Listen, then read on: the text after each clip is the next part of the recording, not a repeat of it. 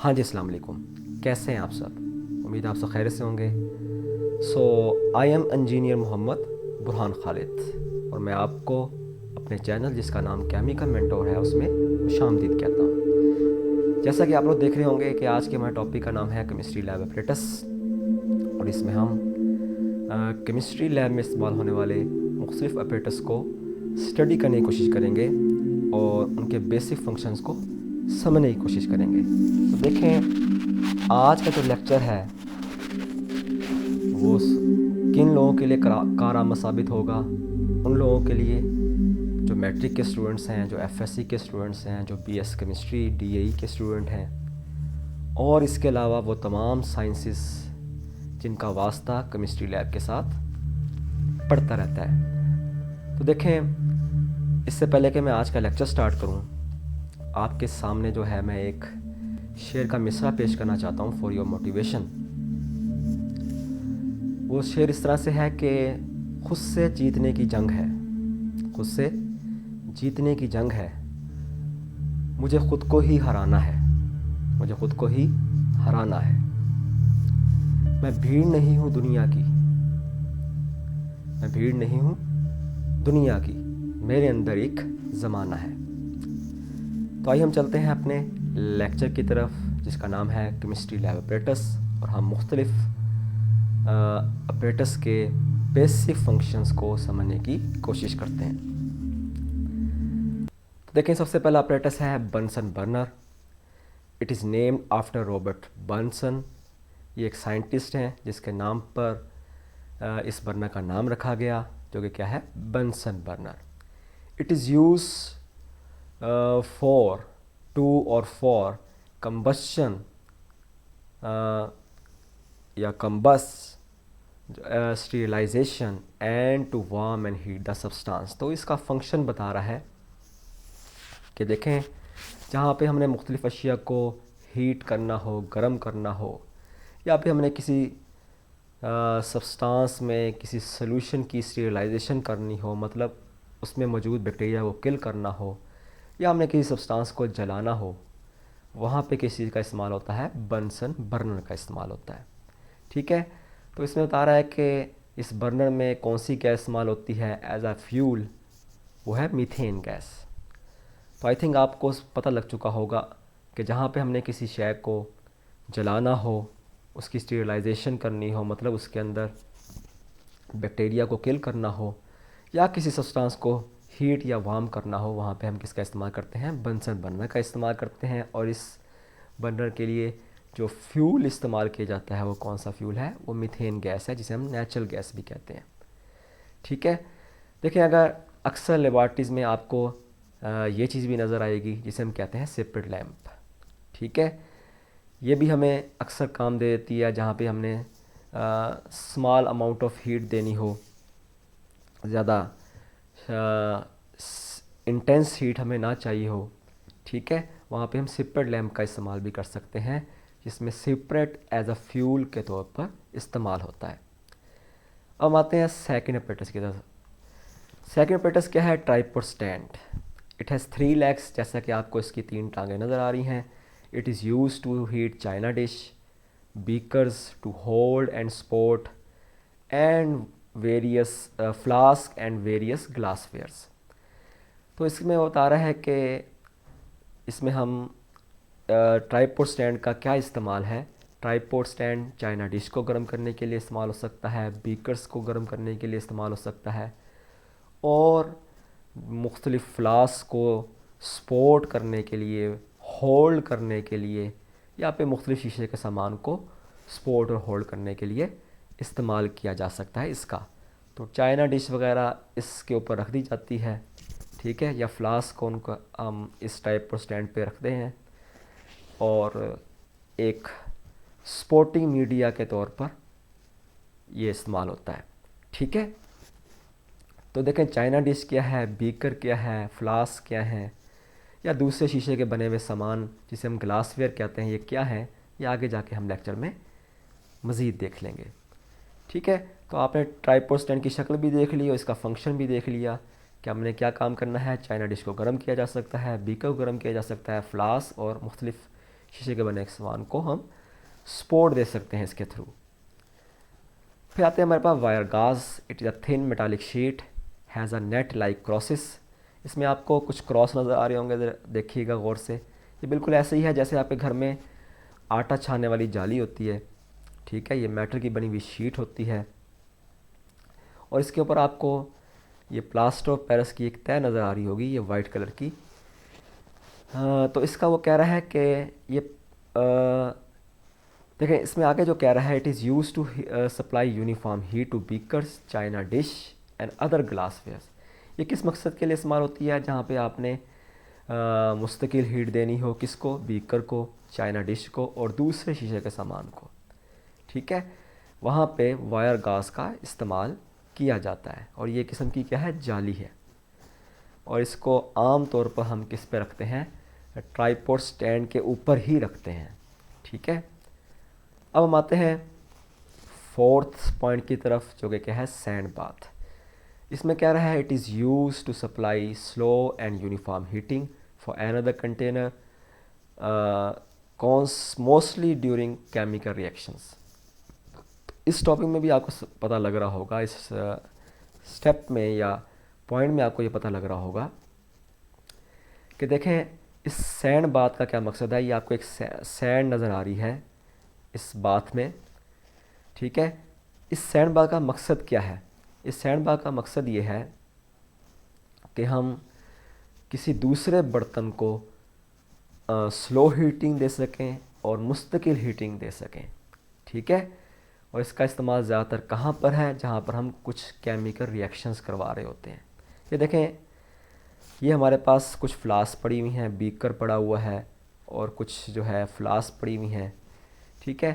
तो इन फ्लास में कुछ केमिकल्स होंगे, हो सकता है वो आपस में रिएक्शन कर रहे हों और हमने उसको स्लो हीटिंग देनी है, स्लो हीट देनी है और मुस्तकिल हीट देनी है। तो उसके लिए किसका इस्तेमाल होगा? सैंड बाथ का इस्तेमाल होगा। अब आते हैं फिफ्थ जो है अपरेटस की तरफ, तो क्या है? वाटर बाथ, जिसमें वो कह रहा है it is use to incubate samples in water at a constant temperature over a long period of time. लंबे अरसे के लिए टेम्परेचर आपने मुस्तकिल रखना है और पानी में मौजूद सैम्पल्स को आपने क्या करना है? इंक्यूबेट करना है। अब देखें इंक्यूबेट क्या होता है। इंक्यूबेट आपने सुना होगा, इंक्यूबेटर, ठीक है। इंक्यूबेटर में क्या होता है? वहाँ पर जो है हम अंडे रख देते हैं एक मशीन के अंदर, जिसे हम इंक्यूबेटर कहते हैं, और एक ख़ास टेम्परेचर देते हैं। एक ख़ास टाइम के लिए अंडों को रखा जाता है, ठीक है। तो वहाँ पर क्या होता है? अंडों में से चूज़े बाहर निकल आते हैं। लेकिन केमिस्ट्री की टर्म में जो है इंक्यूबेशन क्या है? केमिस्ट्री की टर्म में इंक्यूबेशन ये है कि आपने किसी केमिकल रिएक्शन में मॉलिक्यूल्स को एक्टिव करना है, ठीक है, या फिर आपने एंजाइम्स को एक्टिव करना है, ठीक है। तो वहाँ पे किसका इस्तेमाल हो सकता है? वाटर बाथ का इस्तेमाल हो सकता है, जहाँ पे हम कांस्टेंट हीट देते हैं और मतलब मुस्तकिल हीट देते हैं लंबे अरसे के लिए, लंबे टाइम के लिए।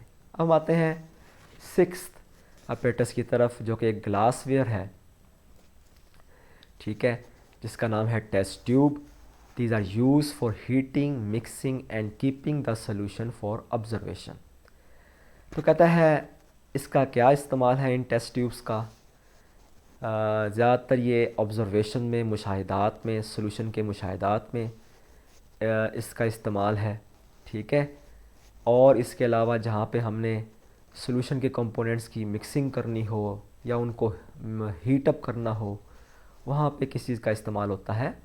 वहाँ पे टेस्ट ट्यूब्स का इस्तेमाल होता है, ठीक है। तो आपको टेस्ट ट्यूब का इस्तेमाल भी पता लग चुका होगा। आते हैं सेवंथ अपरेटस की तरफ, जिसका नाम है टेस्ट ट्यूब स्टैंड। तो टेस्ट ट्यूब स्टैंड किस लिए इस्तेमाल होता है? वो कहता है empty test tube and test tube containing solutions and reagents are kept in it.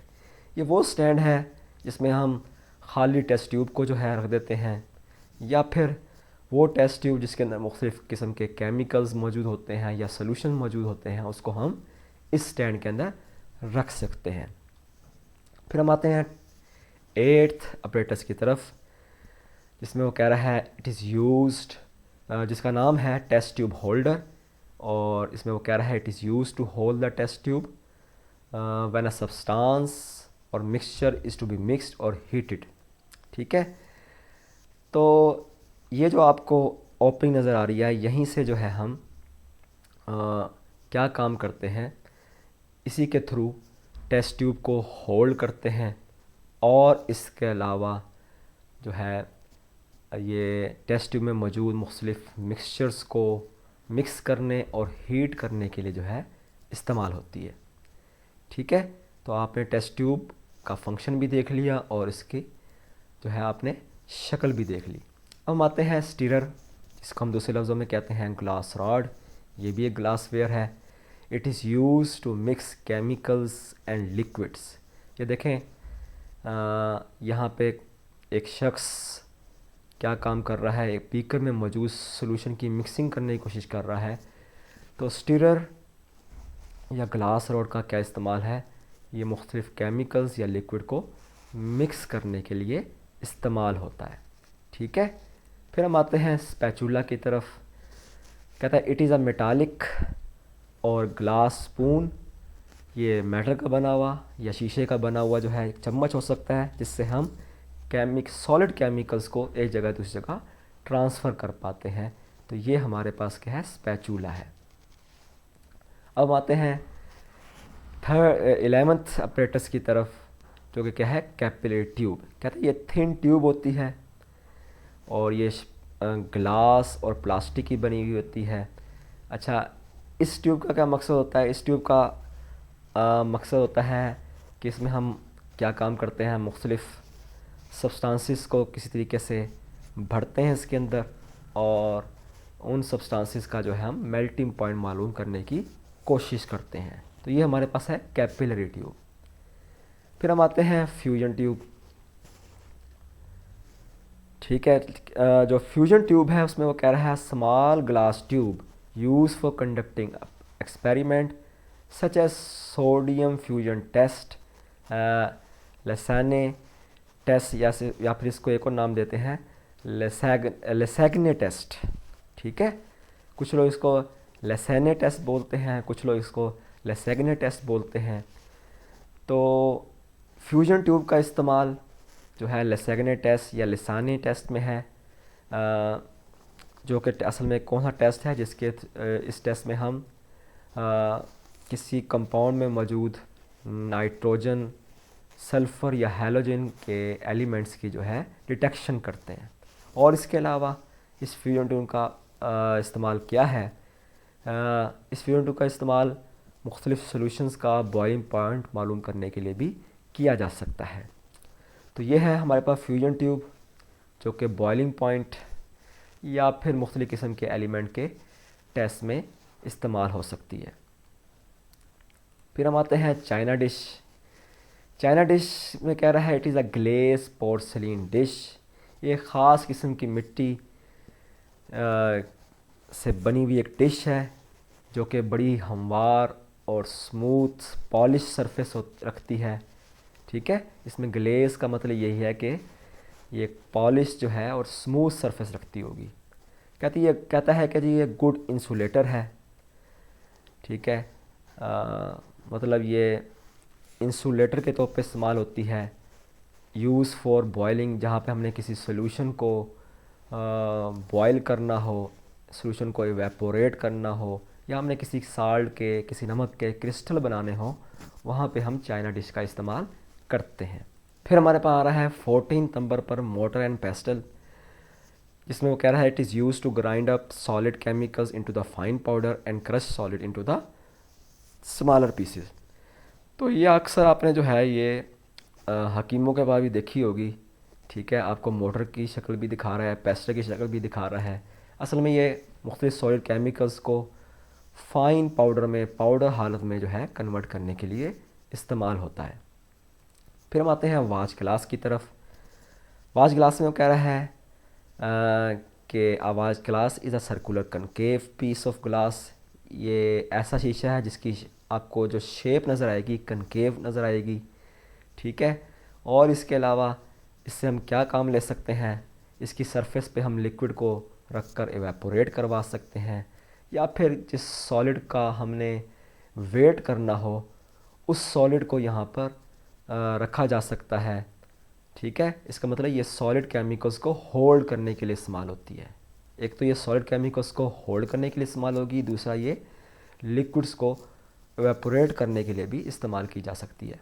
फिर हम आते हैं फ़नल की तरफ, जिसके बारे में आपने सुना होगा कि इसको हम उर्दू में कीफ भी कहते हैं। ठीक है, इसमें कह रहा है funnel is a pipe with a wide mouth and narrow stem. आपको इसकी जो माउथ नज़र आ रहा होगा बहुत ही खुला नज़र आ रहा होगा, इसी वजह से ने यहाँ पे लिख दिया इसका माउथ क्या है, वाइड है। और इसकी जो स्टेम है, ये जो आपको स्टेम नज़र आ रही है, नीचे नली सी नज़र आ रही है, ये बड़ी तंग सी होती है। ठीक है, ये भी किस्म ग्लासवेयर है। ये किस मकसद के लिए इस्तेमाल होता है, जहाँ पे हमने सॉल्यूशंस की फ़िल्ट्रेशन करनी हो, फ़िल्टर करने के लिए इस्तेमाल होता है। और इसके अलावा जहाँ पे हमने मुख्तलिफ़ जो है लिक्विड्स को ट्रांसफ़र करना हो रिएजेंट बॉटल्स में, ठीक है, वहाँ पर इसका इस्तेमाल है। और इसके अलावा ब्यूरेट में जो है हम मुख्तलिफ़ लिक्विड को ट्रांसफ़र करते हैं विदाउट स्पिलेज। ठीक है, मतलब बग़ैर गिराए, इसको बग़ैर जो है ज़ाया किए हम जो है ब्यूरेट में मुख्तलिफ़ केमिकल्स की बोटल्स में जो है हम इसको ट्रांसफ़र कर सकते, इसके थ्रू जो है केमिकल्स को ट्रांसफ़र कर सकते हैं। ठीक है, तो ब्यूरेट क्या होती है इसको हम आगे जाके देख लेंगे। फिर हम आते हैं सेपरेटिंग फ़नल। सेपरेटिंग फ़नल की आपको शक्ल नज़र आ रही है, ये भी एक किस्म का ग्लासवेयर है, जिसमें वो कह रहा है it is use to separate the component of the mixture into the two immiscible phases of the different densities. हमने मुख्तलिफ़ डेंसिटीज़ के कंपोनेंट्स को, जो कि एक दूसरे के अंदर हल नहीं होते, इमिसिबल होते हैं, ठीक है, उनको सेपरेट करने के लिए जो फ़नल इस्तेमाल होती है वो क्या कहलाती है, सेपरेटिंग फ़नल इस्तेमाल होती है। तो आई थिंक आप मेरी बात समझ पा रहे होंगे कि एक तो हमारे पास जो मिक्सचर के कंपोनेंट होंगे उनकी डेंसिटी मुख्तलिफ होगी। ठीक है, दूसरा जो मिक्सचर के कंपोनेंट्स होंगे वो इमिसिबल होंगे, इमिसिबल हालत में होंगे, वो दूसरे के अंदर हल नहीं हो रहे होंगे। उनको सेपरेट करवाने के लिए किसका इस्तेमाल किया जा सकता है, सेपरेटिंग फ़नल का इस्तेमाल किया जा सकता है। तो ये है सेपरेटिंग फ़नल। आप ऐसे समझें मेरे पास पानी था और ऑयल था, दोनों की डेंसिटी में फ़र्क है। ठीक है, तो ऑयल ऊपर आ जाएगा और पानी नीचे बैठ जाएगा, और दोनों की आपको जो है लेयर नज़र आ रही है। तो नीचे यहाँ पे जो है एक टैप भी लगी हुई है, तो इसको हम जो है बारी बारी दोनों सॉल्यूशंस को एक्सट्रैक्ट करवा सकते हैं। ठीक है, फिर हम आते हैं बीकर की तरफ। बीकर भी एक ग्लासवेयर है, जिसमें वो कह रहा है कि ये सिलेंड्रिकल शेप में होता है। ठीक है, जिसका बॉटम जो है क्या होता है, फ्लैट होता है। It is use to keep the solution reagents, मुख्तलिफ़ केमिकल्स, ठीक है, जो कि रिएक्शन में हिस्सा ले रहे होते हैं, सॉल्यूशंस को ये अपने अंदर जो है सेव करने के लिए इस्तेमाल होता है। Graduated beakers are use to measure the volume of the solution. Graduated beakers वो बीकर्स होते हैं जिनका एक ख़ास वॉल्यूम होता है, जिन, ठीक है, एक ख़ास वॉल्यूम के सॉल्यूशंस को मेजर करने के लिए, मतलब सॉल्यूशंस का वॉल्यूम मेजर करने के लिए भी जो है बीकर्स का इस्तेमाल किया जाता है। यहाँ पर आपको एक स्केल भी नज़र आ रही होगी जिससे हम वॉल्यूम की पैमाइश कर सकते हैं। तो अब हम आते हैं मेजरिंग सिलेंडर की तरफ। कहता है कि ये भी एक ग्रेजुएटेड सिलेंडर है जिससे हम लिक्विड्स का वॉल्यूम मेजर कर सकते हैं, और ये मुख्तलिफ़ साइज़ में अवेलेबल होता है। ठीक है, तो ये भी हमारा एक ग्लासवेयर है जिसके ज़रिए हम लिक्विड्स का वॉल्यूम मालूम कर सकते हैं। ये मुख्तलिफ़ कैपेसिटीज़ में, मुख्तलिफ़ वॉल्यूम में अवेलेबल होते हैं। फिर हम आते हैं कॉनिकल फ्लास्क की तरफ। ये भी एक ग्लासवेयर है, इसमें वो कह रहा है it is a flat bottom. इसका बॉटम फ्लैट होगा, कॉनिकल बॉडी होगी, बिल्कुल जो है जैसा कि आपने त्रिकोण शेप देखी हो उसी तरह की इसकी जो है बॉडी होगी। ठीक है, इसकी जो नेक होगी वो सिलेंड्रिकल होगी, सिलेंड्रिकल शेप में होगी। It is use for titration during volumetric estimation, जहाँ पे हमने मुख्तलिफ़ केमिकल की स्ट्रेंथ का अंदाज़ा करना हो, उसकी कंसंट्रेशन का अंदाज़ा करना हो, लगाना हो, मेजर करना हो, वहाँ पर जो है इसका इस्तेमाल किया जाता है। किसका? कॉनिकल फ्लास्क का, जिसको हम टाइट्रेशन फ्लास्क भी कहते हैं। ठीक है। फिर हमारे पास आता है पिपेट। पिपेट भी जो है इसमें वो कह रहा है कि it is use to take a known volume of liquid for volumetric analysis, जहाँ पे हमने एक ख़ास लिक्विड का वॉल्यूम लेना हो और हम इससे वॉल्यूमेट्रिक एनालिसिस कर सकें। वॉल्यूमेट्रिक एनालिसिस ये टाइट्रेशन के कुछ प्रैक्टिकल्स होते हैं जहाँ पे हम अपने सैंपल के जो है कंसंट्रेशन की स्टडी कर रहे होते हैं। ठीक है। तो कहता है ये अवेलेबल किस में होता है? 10 cc मतलब 10 ml तक के वॉल्यूम में जो है ये हमें अवेलेबल होता है। तो आपको पिपेट का फंक्शन समझ आ चुका होगा। ये किस लिए इस्तेमाल होता है? जहाँ पे हमने लिक्विड का एक ख़ास वॉल्यूम जो है लेना हो, वो इसके थ्रू सक किया जाता है। और कहता है ये हमें किस कैपेसिटी में अवेलेबल होता है? 10 cc कैपेसिटी में आमतौर पर ये हमें अवेलेबल होता है। फिर हम आते हैं ब्यूरेट की तरफ। ब्यूरेट का जिक्र मैंने आपके सामने पीछे भी किसी स्टेप में किया था। कहता है ये ग्रेजुएटेड ग्लास ट्यूब है, मतलब इस पर भी एक स्केल बना होगा जिसमें हम मेजर कर सकते हैं कि हमारा लिक्विड कितना कंज्यूम हुआ है। यहाँ पे आपको स्केलिंग नज़र आ रही होगी। कहता है इसका इस्तेमाल कहाँ है? टाइट्रेशन में है या वॉल्यूमेट्रिक एनालिसिस में है? तो देखिए मैंने टाइट्रेशन के बारे में बताया। टाइट्रेशन एक ऐसा एनालिसिस होता है जिसमें हम अपने सैंपल की कंसंट्रेशन का या स्ट्रेंथ का जो है अंदाज़ा लगा रहे होते हैं, एस्टिमेशन कर रहे होते हैं। तो ये ब्यूरेट है, यहाँ पे एक टैप लगी होती है। ठीक है। और यहाँ पे हमारा सैंपल पड़ा होता है कॉनिकल फ्लास्क में, जिसकी हम एस्टिमेशन कर रहे होते हैं।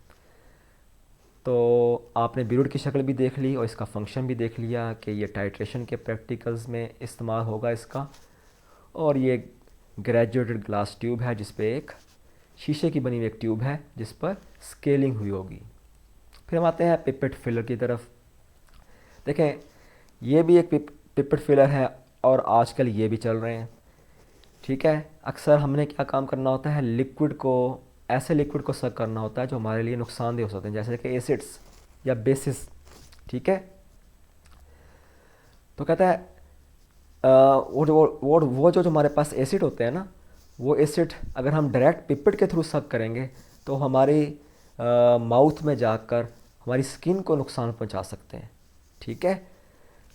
तो इसके लिए पिपेट फिलर का इस्तेमाल किया जाता है। इसके थ्रू जो है, चाहे ये हो या ये वाला जो मॉडर्न है, इन दोनों के थ्रू जो है हम लिक्विड्स को पिपेट में सेफली जो है सक कर लेते हैं, मतलब ड्रा कर लेते हैं, खींच लेते हैं।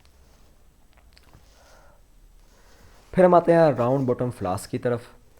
देखें ये भी शीशे की बनी हुई एक फ़्लास्क है जिसकी आपको गर्दन लंबी नज़र आ रही होगी। ये कहाँ पे इस्तेमाल होती है, किस मकसद के लिए इस्तेमाल होती है? जहाँ पे हमने मुख्तलिफ़ केमिकल्स को होल्ड करके रखना हो, सेव करके रखना हो, या मुख्तलिफ़ केमिकल सॉल्यूशंस को होल्ड करना हो, वहाँ पे किसका इस्तेमाल होता है? राउंड बॉटम फ्लास्क का इस्तेमाल होता है। फिर हम आते हैं डिस्टिलेशन फ्लास्क की तरफ। कहता है it is use to separate two liquids with different boiling points. दो हमारे पास मुख्तलिफ लिक्विड थे। ठीक है। समझे पानी और पेट्रोल था, उनको हमने बॉइलिंग पॉइंट की बुनियाद पर अलग करवाना है। ठीक है। तो वहाँ पे किसका इस्तेमाल होगा? डिस्टिलेशन फ्लास्क का इस्तेमाल होगा। कहता है इसकी शेप स्फेरिकल होती है। ठीक है, जैसा कि आपको नज़र आ रही होगी स्फेरिकल शेप। और इसके अलावा जो है फॉर यूनिफॉर्म हीटिंग, जहाँ आपने मुस्तकिल हीट देनी हो, वहाँ पे डिस्टिलेशन फ्लास्क का इस्तेमाल होता है। इट हैज़ अ नैरो नेक। इसकी जो गर्दन होती है बड़ी ही तंग सी होती है और इसकी साइड पर एक बाजू होती है। ठीक है। और इसको हम जो है कॉर्क से जो है यहाँ पर सील भी कर सकते हैं इसको, ताकि हमारे केमिकल्स उड़े ना, वेपर बन के ज़ाया ना हो। ठीक है। तो ये थी हमारे पास डिस्टिलेशन फ्लास्क, जो कि दो मुख्तलिफ बॉइलिंग पॉइंट वाले लिक्विड्स को अलग करने के लिए इस्तेमाल होती है। फिर हम आते हैं स्पेसिफिक ग्रेविटी बोतल, जो कि एक छोटी सी बोतल होती है, ठीक है। ये आमतौर पर लिक्विड्स की स्पेसिफिक ग्रेविटी मालूम करने के लिए इस्तेमाल होती है। स्पेसिफिक ग्रेविटी के बारे में आपको पता होगा, ये दो लिक्विड्स के दरमियान डेंसिटी की रेशो होती है। एक हमारे पास होता है रेफरेंस लिक्विड और दूसरा लिक्विड हमारे पास वो लिक्विड होता है जिसकी हम डेंसिटी हमें मालूम नहीं होती, ठीक है।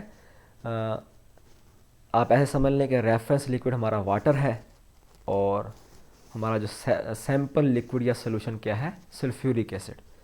तो दो लिक्विड्स की डेंसिटी के दरमियान जो रेशो होती है उसे हम स्पेसिफिक ग्रेविटी कहते हैं। और स्पेसिफिक ग्रेविटी को मालूम करने के लिए ये ग्लासवेयर इस्तेमाल होता है, जो कि क्या है, स्पेसिफिक ग्रेविटी बॉटल, ठीक है। ये भी मुख्तलिफ कैपेसिटी में हमें मिल जाती हैं। फिर हम आते हैं डेसिकेटर की तरफ। डेसिकेटर किस लिए इस्तेमाल होता है? It is use to absorb the moisture present the substance. जिस सब्सटेंस के मॉइस्चर को हमने एब्जॉर्ब करवाना हो या रिमूव करवाना हो, उसको हम इस शीशे के बने हुए बर्तन में रखते हैं, जिसे हम क्या कहते हैं, डेसिकेटर, ठीक है। डेसिकेटर क्या काम करता है? नमी को जज़्ब कर लेता है। अक्सर आपने देखा होगा, अक्सर दवाइयों में सिलिका जेल मौजूद होती है, तो यहाँ पर भी एक डेसिकेंट मौजूद होगा, एक ऐसा जो है मटेरियल मौजूद होगा जो कि क्या करेगा, नमी को जज़्ब कर लेगा सब्सटेंस की, जैसे कि सिलिका जेल है। वो क्या काम करता है, वो सब्सटेंस की नमी को जज़्ब कर लेता है। आपने अक्सर दवाइयों में पुड़िया भी देखी होगी, उसमें कुछ गोलियां होती हैं जो कि असल में क्या होती हैं, सिलिका जेल होती है। वो दवाई को नमी से महफूज रखती है और नमी को अपने अंदर जज़्ब कर लेती है। फिर हमारे पास आती है डिलीवरी ट्यूब। ये हमारे पास डिलीवरी ट्यूब है, ठीक है। ये होती शीशे की स्ट्रेट ट्यूब है, एक बारीक सी नली होती है, ठीक है। इसको हम जो है बंसन बर्नर या फिर सिपरेट लैंप पर गर्म करके एक ख़ास शेप दे सकते हैं। It is use to transfer the gas from one vessel to another vessel. यहाँ पे एक बर्तन होगा, यहाँ पर एक दूसरा बर्तन होगा, तो हमने क्या काम करना होगा, एक गैस इस बर्तन से गैस को, ठीक है, दूसरे बर्तन में जब ट्रांसफ़र करना होगा तो किसका इस्तेमाल होगा, डिलीवरी ट्यूब का इस्तेमाल होगा। फिर हम आते हैं आयरन स्टैंड की तरफ। आयरन स्टैंड का इस्तेमाल कहाँ पे है? यहाँ जहाँ पे हमने जैसा कि मैंने आपको दिखाया था सेपरेटिंग फनल, वहाँ पर इसका इस्तेमाल है, मतलब ये उसको होल्ड करने के लिए इस्तेमाल हो जाती है। और इसके अलावा जहाँ पे आपने ब्यूरेट को होल्ड करना हो, जकड़ना हो, क्लैंपिंग करनी हो या फिर लटकाना हो, वहाँ पे किस चीज़ का इस्तेमाल होता है, आयरन स्टैंड का इस्तेमाल होता है। तो आई थिंक आप मेरी बात समझ पा रहे होंगे। आयरन स्टैंड क्या होता है? आयरन स्टैंड ब्यूरेट या मुख्तलिफ़ किस्म की जो फ्लास्क होती हैं, जैसे कि डिस्टिलेशन फ्लास्क, सेपरेटिंग फनल्स, ठीक है, उसको लटकाने या फिर होल्ड करने, जकड़ने के लिए जो है इस्तेमाल होती है। तो ये है हमारे पास आयरन स्टैंड, जिसका फंक्शन आपको समझ आ गया होगा कि ये ब्यूरेट और डिस्टिलेशन फ्लास्क को होल्ड या हैंग करने के लिए इस्तेमाल होती है। फिर हमारे पास आती है गैस जार, जो कि हमारे पास 30th अपरेटस है, जिसमें वो कह रहा है it is use to collect gases, has broad base and broad opening, जिसकी बेस भी ब्रॉड होगी, खुली हुई होगी, जिसकी ओपनिंग भी खुली होगी, और इसमें जो हम गैसेस को कलेक्ट कर लेते हैं, ठीक है। तो इसका इस्तेमाल कहाँ पे है? जहाँ पे हमने गैस को कलेक्ट करना हो, जो हम मुख्तलिफ जो है तरीके से बना रहे होंगे, उसको हम होल्ड कर पाएंगे, मतलब सेव कर पाएंगे यहाँ पर। फिर हमारे पास आती है रिएजेंट बोतल। It is made of the glass, ये ऑफ नहीं है, ये और है, और plastic top by the spherical cap और stopper to store the chemicals in liquid and powder form. तो ये ग्लास की बनी हुई, शीशे की बनी हुई या फिर प्लास्टिक की बनी हुई हमारे पास एक बोतल होगी, जिस पे कोई कैप लगी होगी या पे कोई स्टॉपर, कोई कॉर्क लगा होगा। ये किस लिए इस्तेमाल होती है? ये जहाँ पे हमने लिक्विड्स को स्टोर करना हो, महफूज रखना हो, या फिर मुख्तलिफ जो है सॉलिड पाउडर्स होते हैं, केमिकल्स होते हैं, उनको हमने स्टोर रखना हो अपने पास लैब में, वहाँ पे रीजन बॉटल का इस्तेमाल किया जाता है। तो अब हम आते हैं थिस्टर फनल की तरफ। थिस्टर फनल में कह रहा है thistle funnel are use to add small volumes of liquid to an exact position, जहाँ पे हमने थोड़ी थोड़ी मिकदार में लिक्विड को डालना हो किसी जगह पर, ठीक है, ट्रांसफ़र करना हो, और एग्जैक्ट पोजीशन पर, एग्जैक्ट पॉइंट पर जो है लिक्विड को ट्रांसफ़र करना हो, वहाँ पर किस चीज़ का इस्तेमाल किया जाता है, थिस्टर फनल का इस्तेमाल किया जाता है। फिर हम आते हैं वाटर कंडेंसर की तरफ। It is use to condense vapours that is turn them into liquids by cooling them down. कहता है ये असल में वेपर्स को कंडेंस करने, मतलब लिक्विड फॉर्म में कन्वर्ट करने के लिए इस्तेमाल होता है by the process of cooling, मतलब वेपर्स को ठंडा कर देंगे, उसको लिक्विड में कन्वर्ट कर देंगे, तो किसका इस्तेमाल होगा, वाटर कंडेंसर का इस्तेमाल होगा, ठीक है। तो अगर आप इसको गौर से देखें, ये देखें हमारे पास आपको यहाँ पर इस ट्यूब में असल में दो पोर्शन नज़र आ रहे होंगे, एक हमें एक बारीक सी ट्यूब नज़र आ रही होगी और एक ये हमें बाहर वाली ट्यूब नज़र आ रही है, ठीक है। हम वाटर को यहाँ से पास करेंगे और वेपर जो है इस ट्यूब में से पास कर रहे होंगे। वाटर क्या करेगा, इनकी हीट ले लेगा, इनको ठंडा कर देगा वेपर्स को, और वेपर्स किस में कन्वर्ट हो जाएंगे, लिक्विड फॉर्म में कन्वर्ट हो जाएंगे, ठीक है, और वाटर ख़ुद गर्म होकर निकल जाएगा, ठीक है। तो ये आपको जो है एक और शक्ल दिखाई हुई है इसकी कि वाटर कंडेंसर किस मकसद के लिए इस्तेमाल होता है। वाटर कंडेंसर इस्तेमाल होता है आपको मतलब हमारे वेपर्स को कंडेंस करने के लिए। फिर हम आते हैं रिफ्लेक्स कंडेंसर की तरफ। It is use to cool the vapours that heated fluids emit and change their physical state to liquid by means of a straight spiral or coiled circulation cooling method, ठीक है। देखें इसका मकसद भी वही है, इसका मकसद भी क्या है कि जहाँ पर हमने वेपर्स को लिक्विड में कन्वर्ट करना हो, लेकिन जो इसके जो अंदर वाली जो नाली है ना, ये जो आपको नज़र आ रही है, ठीक है, ये स्ट्रेट भी हो सकती है, ये कॉइल शेप में भी हो सकती है, जैसा कि आपको ये नज़र आ रहा होगा, इसकी जो है कॉइल शेप है, जैसा स्प्रिंग की शेप होती है, ठीक है, सर्कुलर शेप में होती है। आया हम इसकी सर्कुलर शेप क्यों रखते हैं, ठीक है, सर्कुलर शेप हम इस वजह से रखते हैं ताकि हमारा लिक्विड जो वेपर्स हैं यहाँ से गुज़रने में टाइम लें।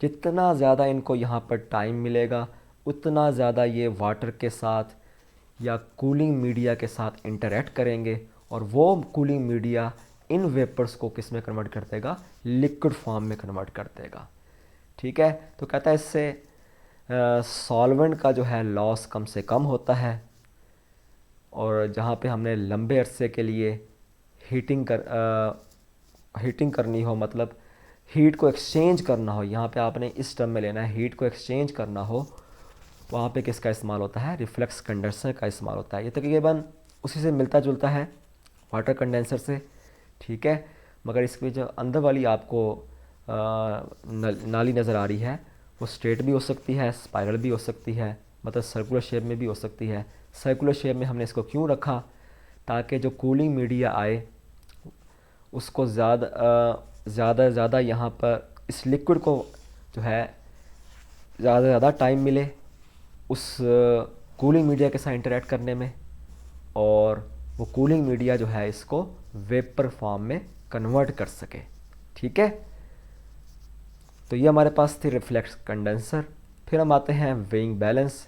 कहता है ये बड़े सेंसिटिव इंस्ट्रूमेंट होता है, मिलीग्राम तक की जो है हमारे केमिकल्स की जो है मेजरमेंट कर लेता है, ठीक है।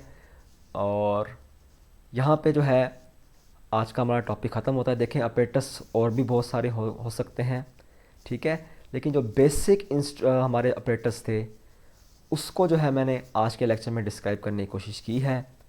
तो आई थिंक आज का लेक्चर आपको ज़रूर पसंद आया होगा। फिर भी इस टॉपिक से रिलेटेड कोई सवाल होगा तो आप मुझसे कमेंट बॉक्स में पूछ सकते हैं। बहुत बहुत शुक्रिया आपका।